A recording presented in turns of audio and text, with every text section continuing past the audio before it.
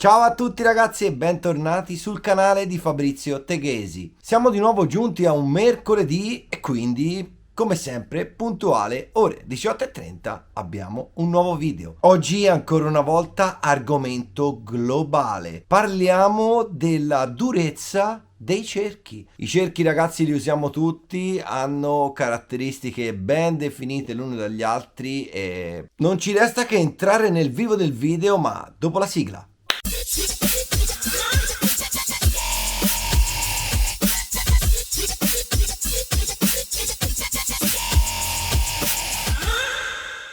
Ragazzi, esistono tantissimi tipi di cerchi prodotti da tantissime aziende. Io ne ho soltanto 5 tipi, ma oggi non parleremo delle caratteristiche dei cerchi, ma parleremo soltanto della durezza dei cerchi. Comunque, come premessa base, devo assolutamente consigliarvi di non sottovalutare le differenze tra un tipo di cerchio ed un altro cerchio. Perché, ragazzi, uno dei parametri fondamentali del cerchio è l'offset, cioè la distanza da dove appoggia il mozzo della ruota, quindi il trascinatore, e l'interno, quindi il bordo interno del vostro cerchio. Il parametro dell'offset cambia da cerchio a cerchio, cioè non è detto che tutti i cerchi abbiano lo stesso offset. Quindi ragazzi, state attenti quando magari avete un treno di gomme che vi funziona bene, avete finito quel tipo di cerchi, lo incollate su un altro tipo di cerchi e la gomma non va più. E magari siete pronti subito ad accusare la vostra gomma, il vostro fornitore di gomme, ma in realtà ragazzi dovete stare molto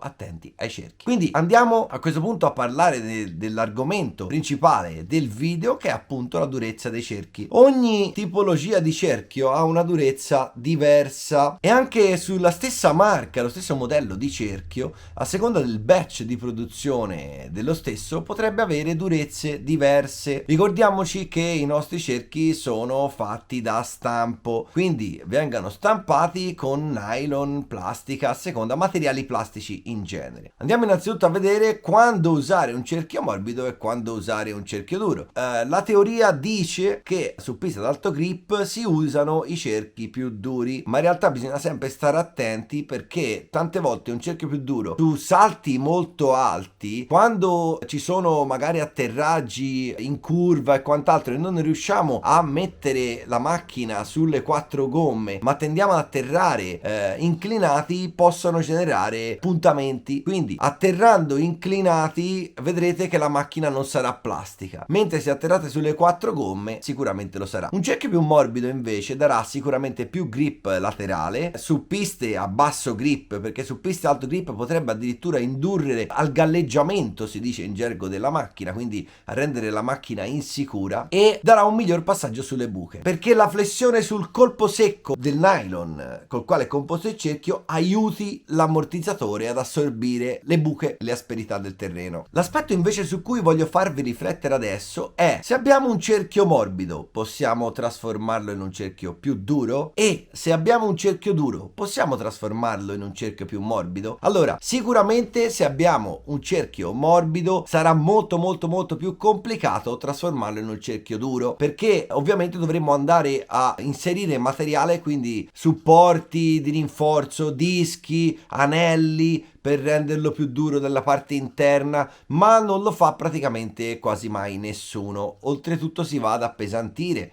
di tanto il cerchio, mentre talvolta potrebbe farvi comodo su piste con bassa tenuta o su piste molto bucate ammorbidire il cerchio. Come si fa ad ammorbidire il cerchio? Ci sono due sistemi a seconda di quello che si vuole ottenere. Il primo sistema, quando vogliamo agevolare questo tipo di flessione, sarà sufficiente tagliare i bordi di contenimento del riempimento. Chiaramente ragazzi non dovete tagliarli tutti a zero, perché altrimenti otterrete che il riempimento si muoverà tantissimo dentro la gomma e questo non è mai un bene, perché è sempre bene che il foam sia ben aderente al cerchio. Quindi vi faccio vedere come faccio io solitamente quando taglio i bordi di rinforzo e vi faccio vedere anche la differenza visiva del risultato che si ottiene tagliando i due bordi.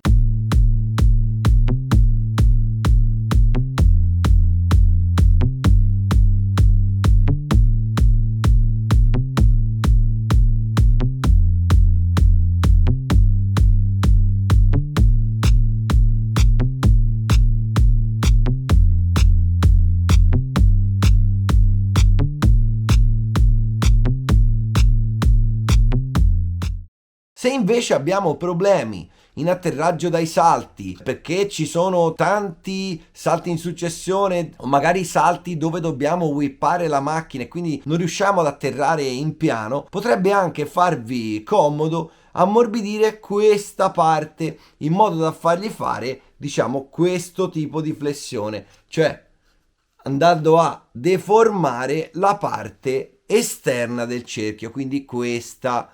Come si fa in questo caso? Vedete che dentro il cerchio ci sono delle alette, a seconda dei cerchi che abbiamo sono più o meno pronunciate. Noi dovremmo con il Dremel asolare queste ali e avrete un cerchio più morbido. Chiaramente avrete molta scelta e questo lavoro potrà essere fatto in diversi modi, perché a seconda del cerchio all'interno avremo più o meno razze, come vedete.